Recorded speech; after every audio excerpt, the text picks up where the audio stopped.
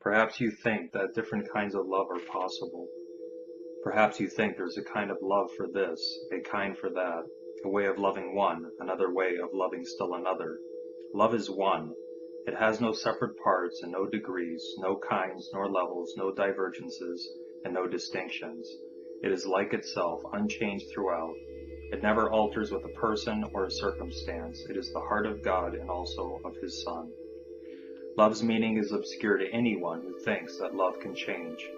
He does not see that changing love must be impossible, and thus he thinks that he can love at times and hate at other times. He also thinks that love can be bestowed on one and yet remain itself, although it is withheld from others. To believe these things of love is not to understand it. If it could make such distinctions, it would have to judge between the righteous and the sinner and perceive the Son of God in separate parts. Love cannot judge. As it is one itself, it looks on all as one. Its meaning lies in oneness. And it must elude the mind that thinks of it as partial or in part. There is no love but God's, and all of love is His. There is no other principle that rules where love is not. Love is a law without an opposite. Its wholeness is the power holding everything as one, the link between the Father and the Son, which holds them both forever as one. No course whose purpose is to teach you to remember what you really are could fail to emphasize that there can never be a difference in what you really are and what love is. Love's meaning is your own and shared by God Himself. For what you are is what He is. There is no love but His, and what He is everything there is. There is no limit placed upon Himself, and so you are unlimited as well. No law the world obeys can help you grasp love's meaning. What the world believes was made to hide love's meaning and to keep it dark and secret. There is not one principle the world upholds but violates the truth of what love is and what you are as well. Seek not within the world to find yourself. Love is not found in darkness and in death. Yet it is perfectly apparent to the eyes that see and ears that hear love's voice. Today we practice making free your mind of all the laws you think you must obey, of all the limits under which you live, and all the changes that you think are a part of human destiny. Today, we make the largest single step in this course for quest in your advance towards its established goal. If you achieve the faintest glimmering of what love means today, you have advanced in distance without measure and in time beyond the count of years to your release. Let us together then be glad to give some time to God today and understand there is no better use for time than this.